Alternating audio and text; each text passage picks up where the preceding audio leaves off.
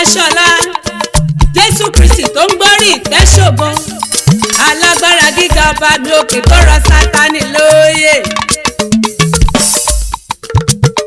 Ìbà rẹ o ìbà rẹ o Jésù Kristi mo ṣe bà rẹ.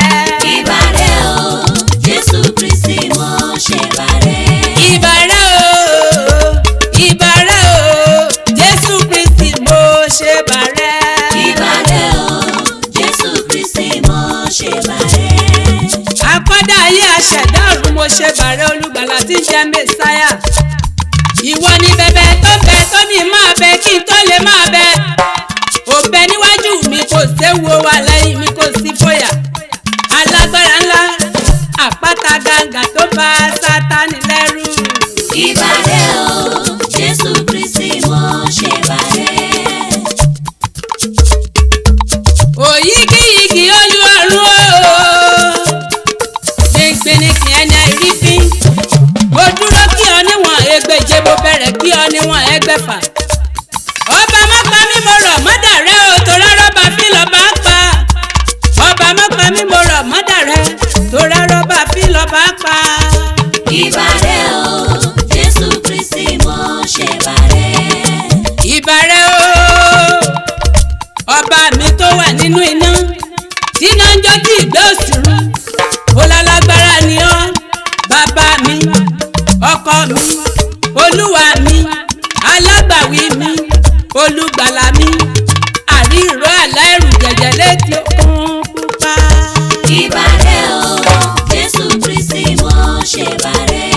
Kò sẹ́ni dàbí rẹ ọba wọn bá olúwa wo olúwa apani ajíni olùbí olùfàtú bàbá mi alápá kábíkábí ìwọ lohun gbogbo nínú ohun gbogbo fún mi bàbá mi àgbàlagbà oyè mo ṣe bà rẹ.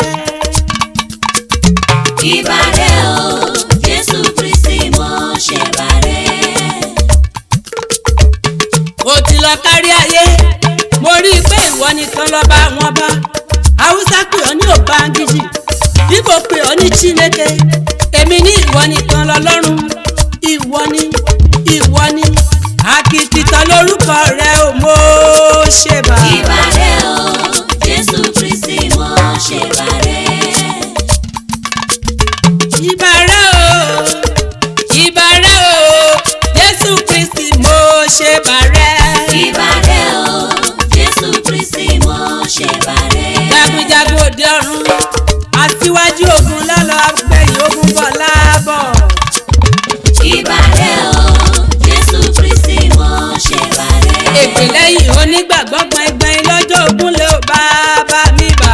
Ìbà rẹ o Jésù Kristi mo ṣe bà rẹ. Arógun dádé ẹni tí náà ṣáájú orúkọ rẹ̀ tó jó gbogbo àwọn ọ̀tárun ìbà rẹ. Ìbà rẹ o Jésù Kristi mo ṣe bà rẹ. Ìbà rẹ o ìbà rẹ o Jésù Kristi mo ṣe bà rẹ. Ìbà rẹ o Jésù Kristi mo ṣe bà rẹ. Ìbà rẹ o